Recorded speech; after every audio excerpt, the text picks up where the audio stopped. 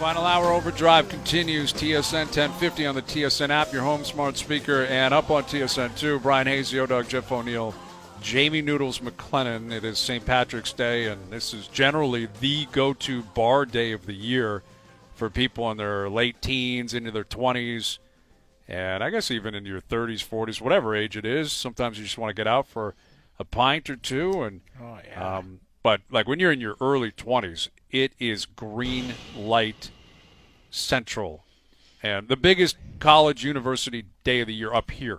Like it's day off and day off tomorrow. Oh, absolutely. Like you're cruising into the weekend, more or less. I mean, it's a Wednesday. We'll see you at class on Monday, basically. Yeah, but there are people that just get on a traditional, like a regular day. There's people that are buckled by 3 o'clock in the afternoon. Like I'm trying to remember my last, St. Patrick's Day out. I think it was like a Saturday, and it was beautiful in Toronto. I went and met a buddy down on the riverfront at like 2 o'clock for a beer. Dude, I don't remember getting home that night. Real seriously. I can remember being in Fort Lauderdale, and there was a massive Irish pub, and I heard people marching in front of the pub at 7 a.m. to get after it. I couldn't believe what I was seeing. And it was just, I looked out the balcony, and there they were. Like, the true Irish are involved very early in the morning. Yeah, they like to represent. And there's some American cities that really get after it, too. Like Chicago, the whole lake, like the river system throughout the city, they dye it green. And they did that again this year. Which is pretty cool. I don't know if I don't know how many people were out. I don't know what the restrictions are in Chicago, but Boston does it pretty big. I heard Savannah, Georgia is a sneaky good one too. Well, Boston is, I think, is probably one of the more well-known in America. It's the most North American city that's associated with Ireland, I would say. Right. I'd say Boston, New York, clearly, any big town. For sure. But Toronto does it up generally pretty big, but obviously that is not the case this year. But next year, I think people will be making up for lost time. I certainly hope so. I hope we can move on from this as soon as possible and make up for lost time. And I was thinking about that in the sporting world, like what it's going to be like ticket prices and people consuming sporting events and people trying to get there for live events and the buzz in the building, what it's going to feel like, because we've never experienced anything like this. Like we've been at sporting events after extended periods of time based on lockouts, based on off seasons, after tough news, after tragedies. You've been in the building and it can be very emotional. But this is just going to be a calendar year plus. I mean, we're talking a year and a half minimum before you get back in the building. And even at that point, it might be 2,000 people, then 5,000, then 10,000, and wearing a mask or whatever. Like the first time it is floodgates open, Scotiabank Arena, Leafs Habs, let's go. What's that going to be like? Well, What's that mood going to feel awesome. Like I think there's going to be so many firsts. First time on a plane, first time going to a game, first time going to a concert. It's going to be weird for people. It really is. But then, Hayes, you've been consistent with your narrative, and I actually respect that because there's been times where I've struggled, where it's like eventually life is going to be normal. Like, we can't envision it because we're in the battle, but eventually, we're three of us are going to be yelling and screaming in studio, and Al's brother is going to be 10 feet away behind the glass, and the grappler is going to get the hairy eyeball from you when something happens. Like, we're going to feel normal. Everything. Yeah, exactly. We're going to feel normal. It just feels like it's a million miles away, but it's coming, and there's a lot of it. What's exciting for me is there's going to be those firsts. Like, I can't wait to go downtown Toronto, have a beer, and I know just the whole night, the idea of traveling downtown, of going for dinner before the game, walking into the rink, meeting up with people after the game, finding your way home, like just stuff you take for granted, and we took for granted for the longest time. We won't, I think, when we return and once we get back to normal life. And maybe the Jays are the first ones that give us that opportunity. Who knows? At this point, it's up to the federal government, as we know. Right. But the Jays are a couple weeks away from opening day. We're only 2 weeks away from go time. Yep. And Thomas Hatch left the game earlier today. Forearm and elbow soreness. That's not a good sign. and he was working his way into a rotational option at the very least, maybe even a lock. And Pearson's going to miss the start of the year too. Like, they're dealing with a thin rotation to begin with, and a couple of options already on the sideline, or appear to be. We'll get back into that later in the hour. Josh Lewenberg later in the hour as well. Raptors back in action in Detroit tonight. Here's our TSN hockey insider, Darren Dreger. What's up, Dregs? Hey, Noodles, O-Dog, how are you guys doing? We're doing great, Darren. For. Thanks for asking. Completely uncalled for. Oh, my goodness. Just a murder scene out of the gate. Why do you have to do me like that, Dregs? Sorry, buddy. Sorry. I was listening to the show earlier, and I was trying to, kind of formulate in my mind whether or not I could say, well, you know what, O-Dog, Noodles, you guys know as former players what that's all about. But I didn't think I'd get away with it in conversation, so I had to fire that dagger right out of the gate. Make sure at the end you say, Noodles, O-Dog, good talking to you guys. I've never had that out of the gate. That's the first. You just established something. We were talking about first just prior to having you on. No one has ever blown past my exit on the intro. But on the way out, it's happened. It used to happen all the time. Prongs would do it. I feel it. I've been there. You've been there. You know what it's like. You've been in the business a long time. So anyway, we're obviously this week there's been some news. It feels like over the last week and a half or so, every GM has decided they've got to step up to the podium and speak. Yeah. Bergevin did it yesterday. Dubas did it yesterday. Kyle Dubas is, I think, a relatively honest guy. I think he gave us something to chew on. We kind of had a feeling of where he was going and what he was chasing. But he effectively said, I'd like to improve the forward group, and I'm willing to give up to get. So I guess that's somewhat refreshing, and it's just a matter of whether or not he can make that happen. Right. I mean, what it did was legitimize what we've been talking about for weeks, right? Like, we all knew that the Toronto Maple Leafs were believed to be in the market for that top 6-7 forward. And we have talked about, okay, well, whoever that player might be, what are you willing to peddle to get that piece? And, he acknowledged that the Leafs are willing to consider a top prospect. And, where you get into the debate, and I'm not asking you guys to engage in this, but certainly other clubs have acknowledged this. There's a sense that Rasmus Sandin, although he's not untouchable, they don't want to trade him. So they'd like to exclude him from the crop of top prospects. Okay, fair enough. So now you're left with Nick Robertson, who I think has good upside. Amarov, okay, we don't know what he's going to be, but again, the upside looks good. And Tim Liljegren, who apparently is having a very good American League season. So those effectively are your Toronto Maple Leafs top prospects. And then you cross-reference that with what other teams believe those guys are worthy of. And depending on who you talk to, there's a variety of opinion on each individual player that I just mentioned and where they fit into that. So, and that's no different. Look, I'm not being critical of those players. I'm sure they're very good, and I'm sure rightfully so the Maple Leafs have them in the position that they've put them in. But every team has that crop, right?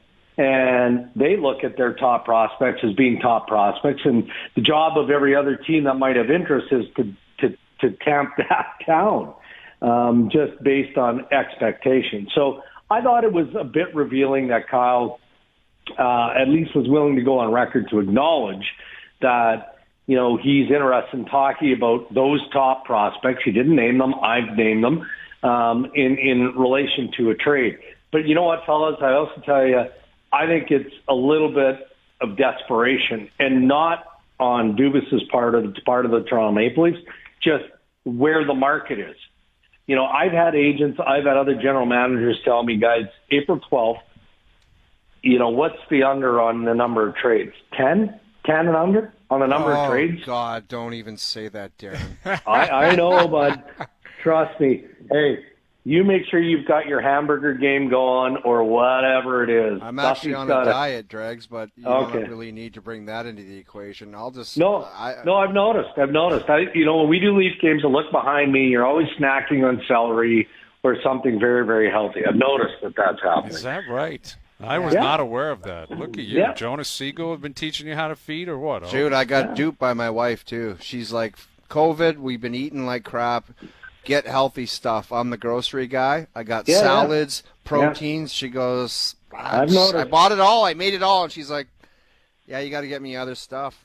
Uh-oh. So, Not good. Not good. So it's Not your good, diet, right? not hers, obviously. I get it. Yeah. yeah. Wow. That's the But- classic mood, though. I'm going to start eating healthy, buy all this like vegetable. It just rots. You throw it out in Yeah. 10 days.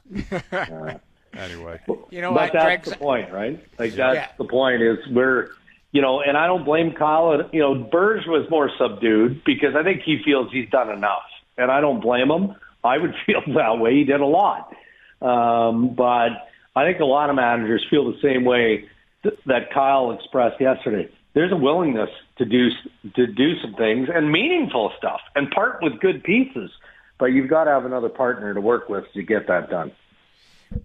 Dregs, do you sense that the urgency is right now, though? Like I pointed to their schedule, and they only Right. had 2 games in 10, 12 days. Like, wouldn't you want to be – and, again, you need a willing partner, but this is where you're pulling the trigger so that you're not losing a lot of time, and you're still way ahead to the point where, hey, we got 24 games left in the schedule for this new player to settle in. But that's not just for Kyle Dubas. Like, this has got to be – don't you think Kevin Cheveldayoff has to be manning the phones? Like, don't you think Winnipeg is trying to get better? Edmonton, like some of these teams, like, everyone's trying to point Ekholm to Winnipeg because he would be a nice fit in their top 4. Right. But, is David Poyle, are all these teams open 24 for teams business? in the States That's what I that are mean. looking to get active, too, Yeah. right? If you're like Colorado's just kind of lurking down there.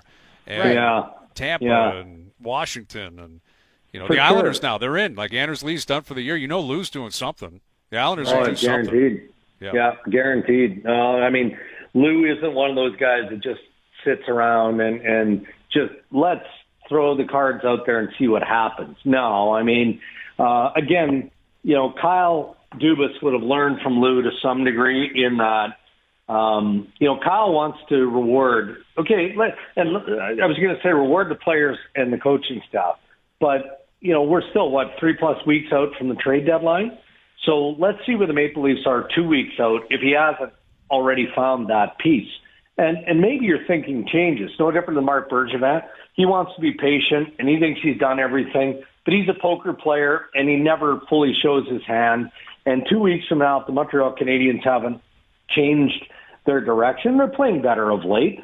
Maybe his mood changes, and maybe he feels a heightened sense of urgency. I think in Winnipeg, there's a strong appetite. But look, if David Poyle doesn't soften off of his ask on Matthias Ekholm, who I think we'd all agree is a very good player, but you're talking about a first-round draft pick, and the equivalent of a first-round draft pick is part of the package. So top prospect probably who was a first-round pick, who's pretty young. Are you willing to give that up after trading away Patrick Laine and Jack Roslovic in exchange for Pierre-Luc Dubois? He was good. He's very good. He might be a good Jet for a long time, although his contract might indicate otherwise. So I think Chevy's got to be a little bit careful of that. I think Savard and Odog, I think you and I have talked about him. He ticks a lot of boxes, Savard and Columbus, for a lot of teams, maybe Sure. Winnipeg included. Yeah. So I'm not so sure that, I think when David Poyle, when that name came out, as soon as I saw it, the feedback I was getting from other managers was that's clickbait. Not saying he's not going to trade him, but like a wise old general manager throwing out a name that he knows is going to attract flies and then just see what comes out of it. So it might be too rich for Winnipeg and maybe a couple of other teams. Darren, we love guys on this show named Jerry. So let's talk about our guy in Buffalo, Jerry Pagula. How does he, with first-year general manager Kevin Adams, who's my former teammate of mine, I like him, he's a great guy, he's a smart guy, but how does he let him go into this season with no assistant general manager? Who does that? Like, apparently now they're looking at AGMs. It's like, who does that, Jerry Pagula? Putting Kevin Adams in a position where he doesn't have an AGM. It's just, it's insanity. Well, it's a tough one to be sure. But you know what? I wonder if the Pagulas, Kim and Terry, felt like Jerry. because of Ralph Kruger's experience, not in the NHL, experience in hockey, in upper management, all of those things, could work hand in hand with Kevin Adams. And look, Kevin made the call today to fire Ralph. Oh my God, Ralph Kruger. Yeah, sorry. He made that call, but earlier this week spent a lot of time with the Pagulas, right, and talking through the process. But again, there's no question that Kevin Adams would be better served by having someone with some experience come in there. But I would wonder who that is. Who is that? Like, you know, I mean, Jason Karmanos' name is out there. I don't know, man. I'm thinking of others. There's lots of experienced ex-GMs that are out there that would like some work. But do they want to go in as pure second fiddle? I think if the Pagulas were to rewrite the job description, not take away the decision-making of Kevin Adams, but instead of it being an AGM, being a co-GM, or you don't even want it written that way, but not an overseer of hockey operations, but an advisor, a consultant, something like that, I think they'd attract some pretty serious names into that job that maybe don't want to work as hard as you have to work to be an AGM. So it's interesting. But the bottom line is Kevin Adams needs help. He needs help. There's no doubt about that. With Darren Dreger, a TSN Hockey Insider, this can always get a little bit dangerous following Twitter and following Instagram profiles, but someone just sent us all a tweet tracking Max Domi and his Instagram account, and maybe he's taken Columbus out of his profile. I had forgotten he signed a 2-year deal, I believe, when he got there, so he's on term for this year and next. It hasn't worked for Max, and it hasn't worked for Columbus. Is that a guy you could see? You think they'll stick around with Max, or could he potentially be someone they might look to move on from if another team can make the numbers work out? Yeah, a good question. I mean, I guess the short answer would be, of course, they'd consider trading him. You know, and I haven't got that directly from Yarmo, but for all the reasons, Brian, you've just established. You know, if it's not working for the player and it's not working for the team, then who's it working for? So you might as well look for something different. I still feel, and I give Yarmo a ton of credit, he is among the most loyal managers there is, period. You know, do you convince your players to just hang in there? And I'm not, again, throwing this all at Torts, but there's been so much that's gone on around John Tortorella this season especially that it feels like they just got to cut bait. And maybe they wait till the end of the season because they don't want to let the players off the hook, Max included. But I don't think anyone believes that John Tortorella is going to be anywhere near the Columbus Blue Jackets at the end of this season. So what do you do? And if you're Yarmo, you know, you also have to be very mindful of all the players in recent history. Like, we're not going back 5 years here, guys. We're going back a few years max who have wanted out of Columbus. And if that now includes the players who have been recently traded to Columbus and have had opportunity and for whatever reason it hasn't transpired, then at what point do you go, okay, we've got a problem here and we've got to fix this problem, whatever that problem is. And again, I'm not throwing that all at John Tortorella, but why is it that these players don't want to stay in Columbus aside from wins and losses? Maybe you guys, hey, Noodles. Yeah. There, that's where it's you appropriate. Guys played. I mean, you know. You guys would know this. I like that. Sorry, I'm good. I've never been to Columbus. That's a cheat shot. All I know about Max is you're starting to get to a bunch of teams now, so it's like, where does the problem lie? Well, yeah, And that's, I you like know him. what? He's a friend of mine. I played with his dad, but you're talking about, what are we talking here? Arizona, Montreal, now Columbus. Yeah, it's too many. Well, you eventually you got to shine a light on yourself. It's not you can see a one-off here or there. I think he's a right winger. His first thing to do is just go tell a coach, I play right wing, man. You want to put me on right wing with Line on left wing and somebody else at center? That's where I can contribute the best. I'm not a center iceman, so let's start there. Yeah, plays wing. He's making a decent cap hit too. He's got 5.3 this year and next. That's good cake. Yeah, it is. I mean, and he had that big year in Montreal 2 years ago. He had a great year. Yeah, 30 goals. 72 points. Yeah, 72 points. I mean, that's a high-quality season. But as a centerman, too. They put him as a centerman. Right. Yeah. And he had 72 points. Like, he's a nice player, but I just think something doesn't smell right there. Like, Bergevin was pretty willing to move on from him. You know what I mean? And Josh Anderson's been a nice landing for Montreal, and Max is a fantastic player. But there's something else there, too, going on. Well, we'll see. We got a month until the trade deadline, a little bit under, and we'll see if we can get over that number, too. 10.5, if that's the spread. It's got to be over. Got to be over for trade deadline day. Yeah, hopefully. We'll see. Yeah. All right, buddy. Thank you for this. Okay, boys, have a good night. Brian, you're a neighbor. You know I love you, man. I love it. I love it, and I appreciate it. That's the genuine outro. That's what we're looking for right there. Thank you, Dregs. Darren Dreger, TSN Hockey Insider.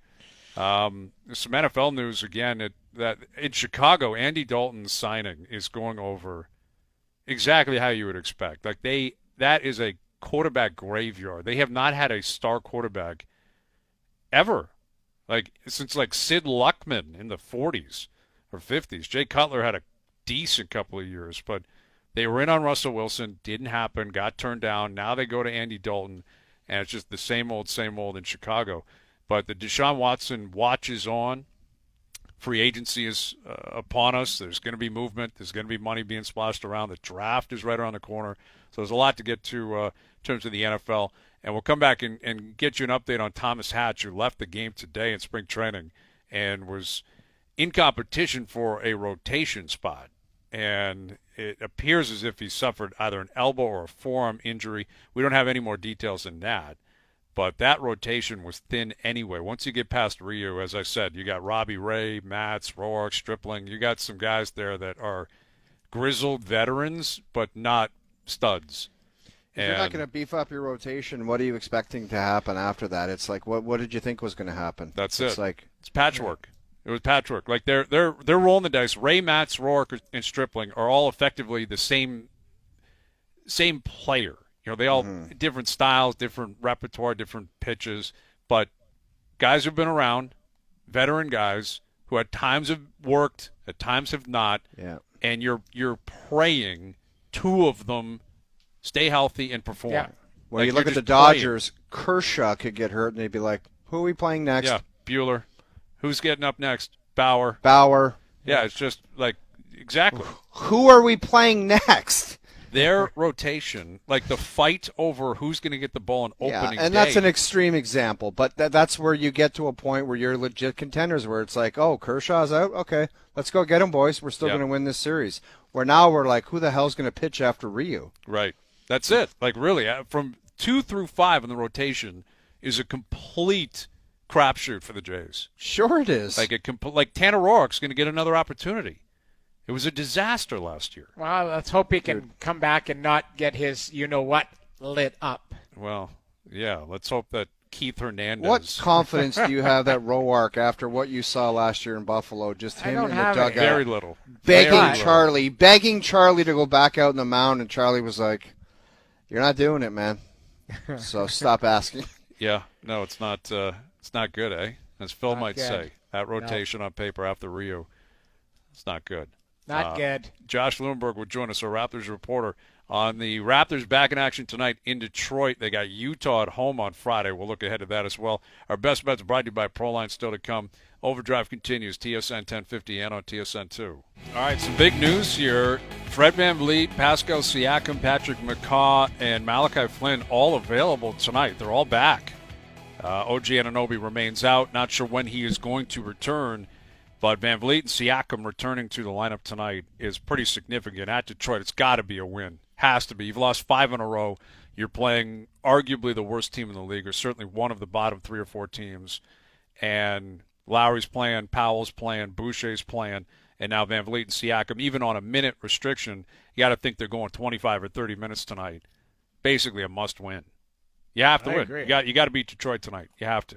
Last time they faced them, it was the Golden State Warriors, so we'll see what they got tonight. Yeah, multiple players with triple-doubles. The first time that's happened since 1964. Dude, dropping trays from everywhere out there. I'm like, what the hell am I watching right now? Yeah, you're right. It was a three-point contest. Yeah, With it was Steph Curry and ridiculous. Klay Thompson and Reggie Miller, and it was like Yeah. these guys are the Pistons, and all of a sudden they're shooting the lights out. And even if they weren't the name shooters, Brian, they were so wide open it was redonkulous. Yep. Like it was so ridiculous to watch that. That's what's causing the most stress with Nurse. I mean, the COVID protocols, losing those players puts you in a pretty negative frame of mind. Losing against the teams they lost to was significant. Like, they had this part of the schedule circled, I think. They wanted wins against Detroit, Atlanta, Charlotte, Chicago.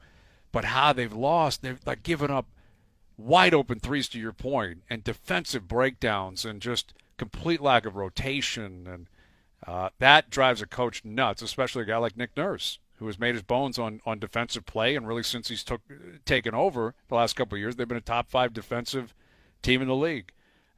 Here's our Raptors reporter, Josh Lewenberg. What kind of minutes would you expect for Van Vliet and Siakam in particular tonight, Josh? Yeah, the example that Nick used when we spoke to him about a half hour ago was 15 minutes. I don't know if that was just a random number that he was giving us or if that's literally what they're going to stick to. I mean, even in the past when they've had minute restrictions, they'll say, all right, this is 20-minute restriction, and then the guy will end up hitting, especially if it's like Lowry or something, he ends up hitting 25, 30, or even more than that. But obviously, given the circumstances, the fact that these guys have been out for more than 2 weeks and what it is that they're recovering from, this is not a turned ankle. This is a very serious thing, with, as we know from hearing from guys like Jason Tatum, Karl Anthony Towns recently, there can be long-lasting effects for guys that are recovering from COVID. And even though we only know for sure that Fred VanVleet had COVID, we can assume, just given the amount of time that the other guys missed, that is the case here as well. It's a case-by-case thing for each player, but yeah, as Nick Nurse told us yesterday, I think the team plans to be very cautious here coming up. They're happy to have these guys back, and as you guys mentioned, they need these guys back if they're going to start to make up some of that ground that they lost, but they do also have to be very aware of what they're dealing with here in terms of bringing guys back and monitoring minutes and workload and all of that over the next few weeks. Yeah, I'll believe that when I see it in the fourth quarter tonight. If it's a close game after 5 losses in a row, and that's a commitment. I'll give them credit if they've committed to the plan and they hit their minutes and that's it. You're on the bench, then they'll deserve credit for that. But I think the way Nurse is operating right now, he's showing his frustrations with this is a must-win, like an absolute must-win tonight. And if it's a close game or they're down in the fourth quarter and Siakam and Van Vliet are open to playing and wanting to play, that's going to be tough for Nick Nurse to say no. Yeah, and that's the thing is, like, guys are going to have to be honest to some degree. It's just a question of whether or not they will, because that's always easier said than done. You always say, okay, well, there's some self-policing that you need to have when you're coming back from whatever it is you're coming back from. Nurse always says, okay, especially to the veteran players, let me know if you need to come out. But yeah, for a guy like especially Fred VanVleet, is he going to let them know if he needs to come out? He was saying yesterday that, yeah, if he's having some trouble breathing or he's not feeling right or 100%, he's going to be the first one to say, I need to go get a breather, go to the locker room or whatever. But yeah, in the scenario where it's a close game, at the end of the game and the adrenaline is rushing, you don't know. I remember this was something that Nurse talked a lot about coming back from the hiatus last year in the bubble. Those first few games is giving guys that freedom to really decide when they're going to play, how much they're going to play, how much they're going to practice. But all these guys are competitors. And I can imagine as frustrating as you pointed out that it's been for Nurse to watch these games. We talked to Fred yesterday, and that must have been incredibly frustrating for those guys to have to sit home and watch on TV as their younger teammates didn't take advantage of the opportunity that for somebody like Van Vliet, he took advantage of at that stage in his career, and to lose games that, as you guys also mentioned, were very winnable games, even some of them with the circumstances that they were under. Josh, Kyle Lowry's going to be becoming a fascinating story, short-term, long-term. You've gotten to know him over the years. What is your gut telling you about his future in the organization, or just how the situation plays out? Yeah, I don't think he's going anywhere. I mean, in the NBA, you never want to say never. Things can happen. Things change quickly. But as we've established over the last little while, and I think we're all pretty confident in saying that there's so much mutual respect between the team and the player that if something is going to happen, it's possible, it's got to be a mutually beneficial thing. It's got to be something that Kyle wants to a team that Kyle wants. If that's the direction that he chooses to go in, they're not going to send him to Detroit or Minnesota. And it's got to be something that makes sense for the team to the point where, and I think in order for them to pull the trigger on something like this, there would need to be an offer that really is like a can't miss, eye-popping type of offer. The question is whether there's something like that even out there. I think once you limit the teams down to the ones that Lowry would probably want to go to, championship-contending teams, that's out there, Josh, to Philly. It's just that Philly could make it eye-popping for Toronto. Right. I mean, that's pretty much it. We're talking about Philly because the Clippers and the Lakers, they don't have the picks or the young players. Miami doesn't have the picks. So we're talking about Philly here. It's just a matter of whether they're willing to throw in Maxey and Tybal and a bunch of picks or whatever it is. And then I also think a big part of it is Lowry, obviously, as we've talked about. And nobody really knows what's going on behind the scenes or what Kyle's thinking, what he's saying to his agent and all of that. But based on the people that I've spoken to around the team this season, and based on, I think, having the conversations that we have with Kyle on Zoom and all of that, I don't get the sense or the indication that he's unhappy or that he wants to be moved. I sense that he's pretty comfortable in the situation that he's in right now. That doesn't mean that he's going to be here in 6, 7, 8 months from now. I think free agency is a different story, but I don't expect him to be traded in the next 9, 10 days. With Josh Lewinberg, a Raptors reporter. Raptors back in action in Detroit tonight. Van Vliet is back, Siakam is back, Patrick McCaw, and Malachi Flynn. And I'm assuming his dad will be watching closely tonight because Malachi Flynn's dad jumped on a Facebook page and popped off about how the Raptors aren't using his son properly and how he used a Patrick Mahomes analogy, which is significant dad support. You know, like I get it. Dads are going to love their kid, support their kid, see their kid in superstar lenses and vision and have that type of vision that Malachi Flynn can get there at some point. So I'm not trying to rain on his parade, but it's just so unreasonable, you know, that Malachi Flynn is going to play ahead of Lowry, play ahead of Van Vliet. This is a guy who was a 4-year player in college that went late in the first round. Like I would suggest the way it's all played out for him this year is about right. You know, not a ton of minutes, down in the minors, up and down. That's about right. Like what am I missing here, Josh? Well, listen, he said what everybody's thinking. I know that when I think of Malachi Flynn, I automatically go to Patrick Mahomes. I think that's the immediate comparison. And as producer Keith pointed out, actually, I didn't even think about this right away, but Mahomes sat out his rookie year. He sat on the bench watching. So, I mean, that comparison for a bunch of reasons doesn't make a whole lot of sense. Do we know that this is Malachi's father? The whole thing just seems very strange to me. Obviously, it's unconfirmed. I'm not sure who that person was. I did see that post.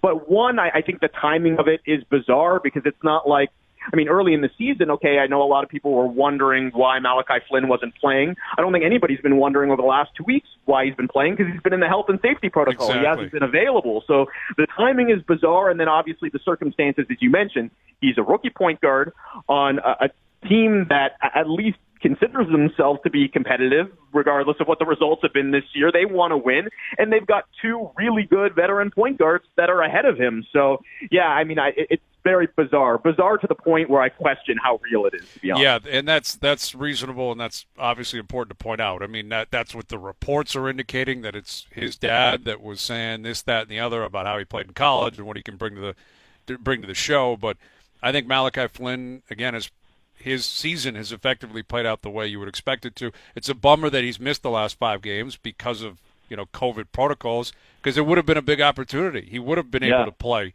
And, you know, you mentioned what these guys on the outside looking in would have been thinking, guys like Van Vliet, Anunoby, and Siakam. And we keep coming back to Terrence Davis and how he just completely blew his opportunity. If he showed up the last 5 games, he could have played 40 minutes and had plays drawn up for him. And I think if Norman Powell is going to opt out and leave this upcoming offseason, that would have been the transition that I'm sure the Raptors were hoping for coming into the season, that Terrence Davis would take another step forward, and there's your Norman Powell replacement. And he has completely demolished any of those opportunities. Like he's taken such a massive step back. And he's not alone, obviously, over the last couple of weeks. Stanley Johnson, DeAndre Bembry, the list goes on. None of these guys took advantage of the opportunity. One player took advantage of the opportunity, Chris Boucher, and he's been taking advantage of the opportunity all season long. So it's funny because obviously the conversation right now is about the trade deadline. We're 9 days away. I don't think this stretch here over the last 5 games has changed the way that they approach it, however they plan on approaching it. Like, they didn't learn anything new about themselves, but I do think this stretch has reminded them some of the things that they should have already known. And one of those things is this team does not have enough depth. Going into the season, there was 5 guys that they felt good about, that they really trusted. And since then, they've added a 6th player in Boucher who's really had a good season, I think has earned his way into Nick Nurse's circle of trust. But outside of that, like, who do you have faith in at the back end of the bench? And listen, I know in the playoffs, assuming they get to the playoffs, you're cutting down the rotation, but you still need more than 6 guys, not to mention all the things that can happen between now and then, between injuries and obviously COVID stuff. We just saw that play out. So we know what the main need is on this team is a center, some size in the front court. But even beyond that, I think if you're Masai Ujiri and you're Bobby Webster, this is a tricky market, if for no other reason than there aren't that many teams that have fallen out of things with all the parity in the NBA, so there might not be a lot of sellers. I think this is going to be a seller's market. I don't know what's out there, but I think there are a number of things this team needs to address, assuming that the goal is to make the most of this season. And the biggest thing is probably just bringing in some veteran depth, guys that you can turn to, that you can rely on, and throw in there in situations like this unpredictable situation that they've been in here over the last few weeks. Well, it starts tonight in Detroit. It feels like a must-win. You've lost 5 in a row. Got to have it tonight. A bunch of the big boys are back. Still waiting on Anunoby, hopefully by Friday. And especially with that game, with Utah waiting for you on Friday night, you got to get tonight. Enjoy it. We'll see how it plays out. Thank you for doing this, buddy. We'll do it again soon. All right, guys. Take care. Josh Lewinberg, our Raptors reporter. Again, Siakam, Van Vliet, McCaw, Flynn, all back tonight. No news on Anunoby. Jays continue their spring training. We've been talking about them throughout the day. And there's a bunch of hockey games tonight, a bunch of Canadian content, right? The other 6 Canadian teams are playing tonight. There was also a hit last night where I want to get your 2 cents on it, both of you gentlemen. Yeah. We'll play Department of Player Safety on what your thoughts were on that particular play. Okay, we'll come back and get to that. Yes, that hit caused a big storm on social media last night down in Pittsburgh and Boston. We'll get to that. Jerry's After Dark. Our best bets brought to you by Proline. Overdrive continues. TSN 1050 and on the TSN app. Welcome to Jerry's After Dark, where all of your wildest hot takes come to life. Because Jerry's always in the mood for one more, and you know exactly what I'm talking about.